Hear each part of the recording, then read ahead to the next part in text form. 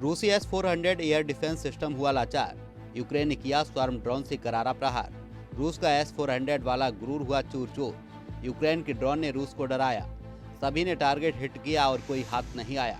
Radar blind spot का उठाया फायदा। सैचुरेशन अटैक और सेफ्टी नेटवर्क की खामियां बनी वजह। रूस ने 1000 यूक्रेनी ड्रोन को किया इंटरसेप्ट। 194 ड्रोन रूस ने किया तबाह। भारत का भार्गवास्त्र और इंद्रजाल बनेगा काल। हर हमले को भारत करेगा नाकाम। ब्रह्मोस में लगेगा भारतीय वारहेड। नागपुर में चल रहा है इसका परीक्षण। मेक इन इंडिया का दम देखेगी दुनिया।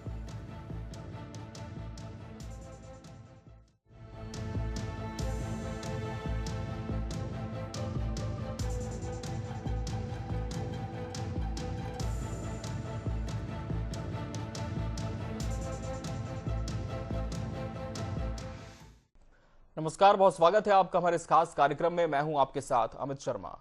रूस को अपने जिस S-400 एयर डिफेंस सिस्टम पर बड़ा घमंड था, यूक्रेनी स्वार्म ड्रोन में उसे नाकाम कर दिया। असल में रूस की राजधानी मॉस्को पर अब तक का सबसे बड़ा ड्रोन अटैक हुआ है, जिसमें एक निर्दोष नागरिक की मौत हुई और 17 लोग घायल हो चुके हैं। आखिर कैसे यूक्रेन ने किया इतना सटीक वार? अगर ऐसे ही हमले भारत पर हों तो क्या होगा, देखिए इस रिपोर्ट में।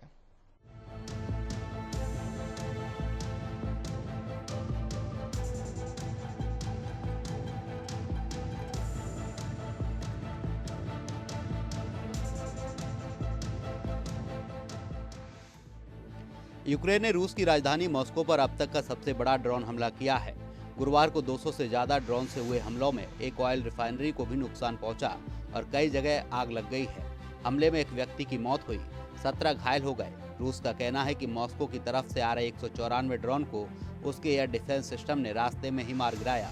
रूसी रक्षा मंत्रालय के मुताबिक पूरे देश में करीब 1000 यूक्रेनी ड्रोन को इंटरसेप्ट किया गया है। इनमें कुछ ड्रोन आजोव सागर के ऊपर भी गिराए गए हैं। यूक्रेन ने एक साथ सैकड़ों नकली और असली ड्रोन्स का झुंड हवा में छोड़कर S-400 के कंप्यूटिंग सिस्टम को ओवरलोड कर दिया, जिससे रडार के लिए असली हमले को पहचानना असंभव हो गया। हमले के बाद सुरक्षा के चलते मॉस्को के सभी बड़े हवाई अड्डों पर कुछ समय के लिए उड़ानें रोक दी गईं। मॉस्को पर हुए हालिया हमलों में रूस का सबसे आधुनिक और शक्तिशाली एयर डिफेंस सिस्टम S-400 पूरी तरह नाकाम साबित हुआ। आखिर कैसे दुनिया का एक मजबूत एयर डिफेंस सिस्टम टकटकी लगाए आसमान ताकता रह गया और यूक्रेन से आए स्वार्म ड्रोन कहर बरपाते रहे, इस पर क्या कहते हैं रक्षा विशेषज्ञ। ये वित्तीय रूप से पूरी तरह से अव्यवहारिक युद्ध है। यूक्रेन मात्र कुछ हजार रुपए के FPV या कामकाजी ड्रोन्स भेज रहा है, जबकि उन्हें मार गिराने के लिए S-400 की एक मिसाइल पर करोड़ों रुपए खर्च हो रहे हैं। रूस का S-400 एयर डिफेंस सिस्टम एक बेहद मजबूत और परखा हुआ सिस्टम है। भारत के सिंदूर ऑपरेशन में इसने अजब करिश्मा दिखाया था। फिर अचानक इतना शक्तिशाली सिस्टम बेदम कैसे हो गया? आइए इसे समझने की कोशिश करते हैं। असल में S-400 सिस्टम को मुख्य रूप से ऊंची उड़ान भरने वाले लड़ाकू विमानों, बॉम्बर्स और बड़ी बैलिस्टिक मिसाइलों को मार गिराने के लिए बनाया गया है। इसके उलट मॉस्को पर हमला करने वाले ड्रोन जमीन के बहुत करीब और पहाड़ों या इमारतों की आड़ लेकर उड़ रहे थे। धरती की गोलाई के कारण रडार एक निश्चित दूरी के बाद नीचे की चीजों को नहीं देख पाता, जिसे रडार होराइजन कहते हैं। इसी ब्लाइंड स्पॉट वजह से ड्रोन S-400 के रडार की नजरों से बचकर मॉस्को के बेहद करीब पहुंच गए। S-400 मुख्य रूप से अत्यधिक ऊंचाई पर उड़ने वाले लक्ष्यों के लिए बना है। यूक्रेन के छोटे ड्रोन्स ने रडार होराइजन का फायदा उठाया और जमीन की आड़ लेकर बेहद कम ऊंचाई पर उड़कर इसके रडार को पूरी तरह चकमा दे दिया।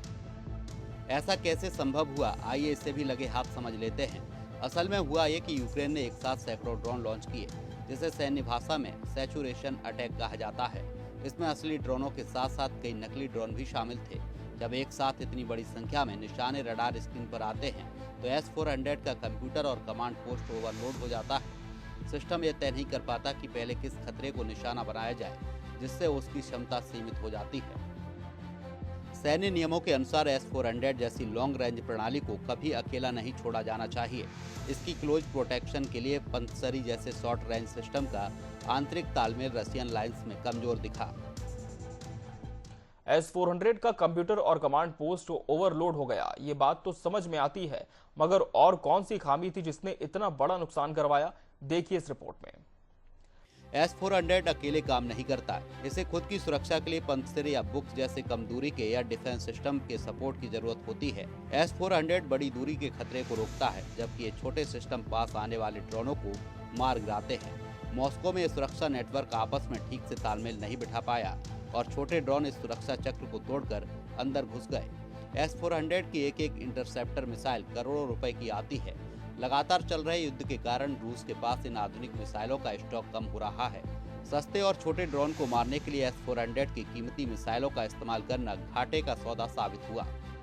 एक्टिवेट होते ही S-400 के शक्तिशाली रडार सिग्नल छोड़ते हैं, जिससे दुश्मन के इलेक्ट्रॉनिक सर्विलांस को उनकी लोकेशन पता चल जाती है। इस तरह होने के कारण वे खुद यूक्रेन के ड्रोन के लिए आसान शिकार बन गए। रूस ने यह नहीं बताया कि उसके पास इस समय कितने S-400 एयर डिफेंस सिस्टम बचे हैं। जानकारी के मुताबिक 2021 में रूस के पास करीब 16 से 18 बटालियन यानी लगभग 56 S-400 सिस्टम तैनात थे, लेकिन यूक्रेन युद्ध के दौरान इनमें से कई सिस्टम तबाह हो चुके हैं। इसलिए अब रूस के पास कितने S-400 सिस्टम सक्रिय हैं, इसका सही आंकड़ा स्पष्ट नहीं है। यूक्रेन ने बहुत चालाकी से पूरी S-400 बैटरी को नष्ट करने के बजाय उसके मुख्य घटक मल्टी फंक्शन रडार को ड्रोन से निशाना बनाया। रडार के नष्ट होते ही अरबों रुपए की मिसाइलें धरी की धरी रह गई।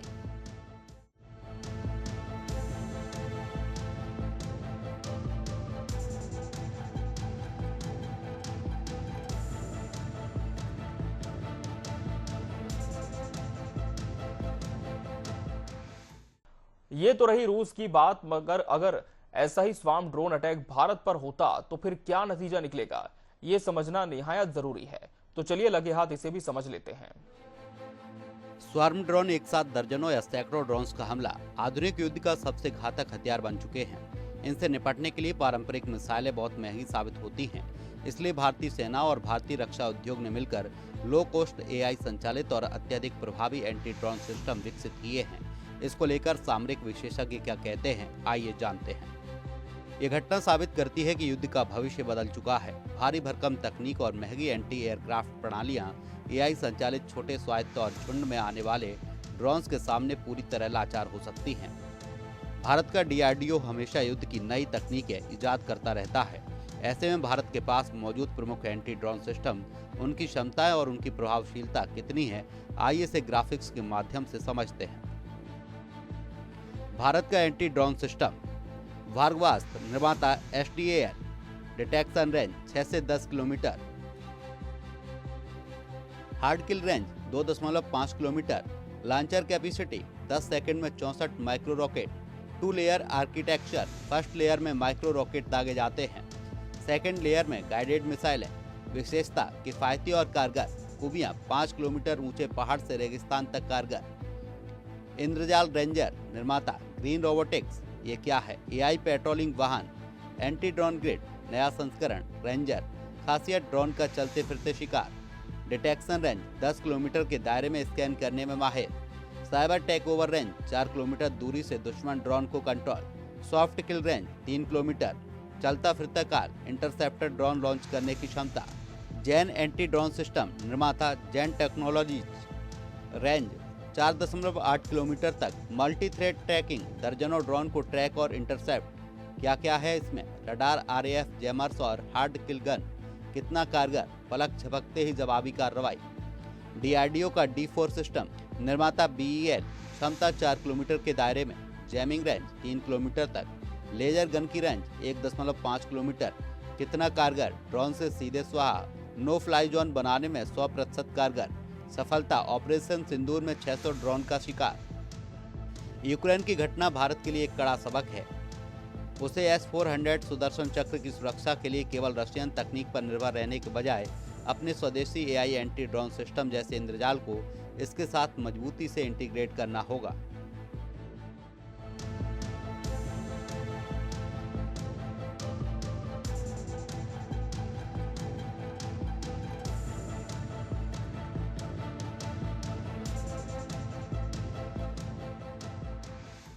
ऑपरेशन सिंदूर में पाकिस्तान की छाती पर करार प्रहार करने वाली ब्रह्मोस तो आपको याद होगी ना।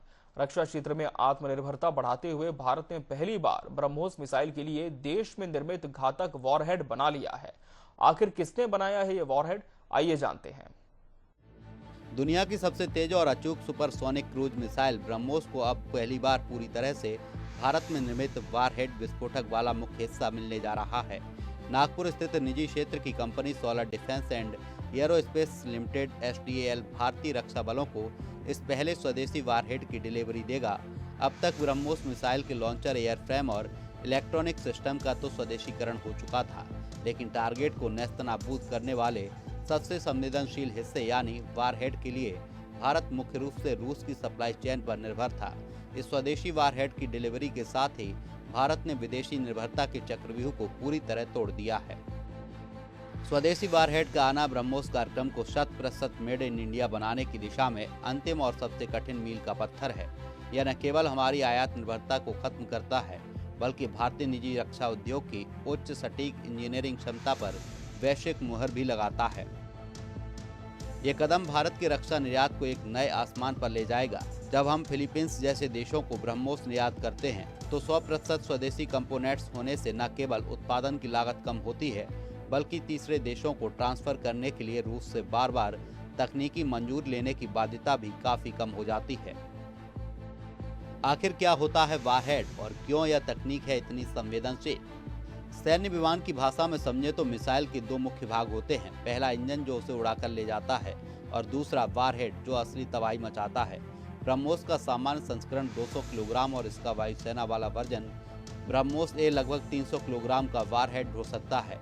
ये स्वदेशी warhead semi armour piercing high explosive तकनीक पर आधारित है। इसका मतलब ये है कि ये मिसाइल दुश्मन के किसी बंकर, कमांड सेंटर या युद्ध पोत से टकराएगी तो पहले उसकी मजबूत रक्षात्मक बाहरी परत या लोहे के कवच को चीरते हुए अंदर घुसेगी और फिर उसके पेट में जाकर विस्फोट करेगी।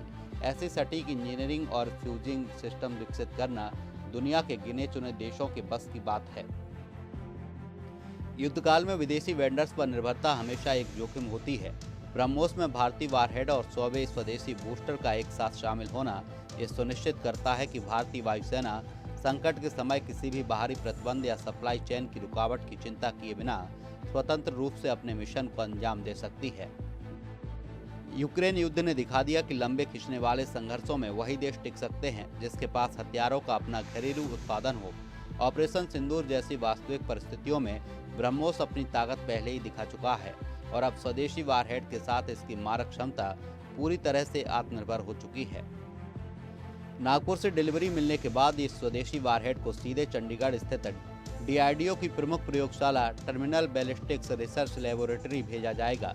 वहां वैज्ञानिक इसके विस्फोटक प्रदर्शन, सुरक्षा मानकों, टर्मिनल इफेक्ट और ऑपरेशनल विश्वसनीयता के कड़े और अंतिम तकनीक परीक्षण करेंगे, जिसके बाद इसे सेना में पूरी तरह शामिल कर लिया जाएगा।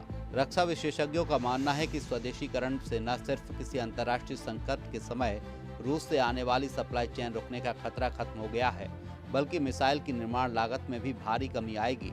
भारत इस समय फिलीपींस को ब्रह्मोस का निर्यात कर रहा है और कई अन्य देश भी कतार में हैं।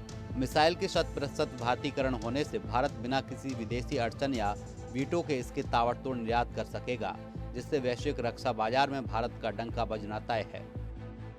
वारहेड तकनीक बेहद जटिल है क्योंकि इसमें फ्यूजिंग सिस्टम, विशेष धातुओं और उच्च गुणवत्ता वाले विस्फोटकों का सटीक कॉम्बिनेशन चाहिए होता है।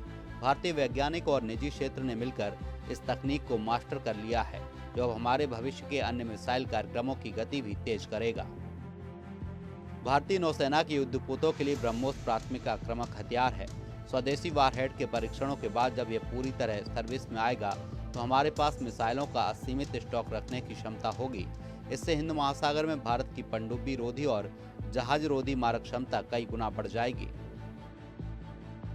DRDO सिर्फ एक संस्थान ही नहीं बल्कि हमारी सुरक्षा व्यवस्था की जान है, भारत की सुरक्षा की रीढ़ है और वर्तमान समय में कौशल विकास पर जोर देने का वक्त है, क्योंकि आप युद्ध के मैदान में तभी जीत पाएंगे जब आप अपने दुश्मन से ज्यादा कुशल और तकनीकी रूप से ज्यादा मजबूत होंगे। Bureau report, Asian news. इसी के साथ हमारे इस खास कार्यक्रम में फिलहाल इतना ही। मुझे और पूरी टीम को दीजिए इजाजत। नमस्कार।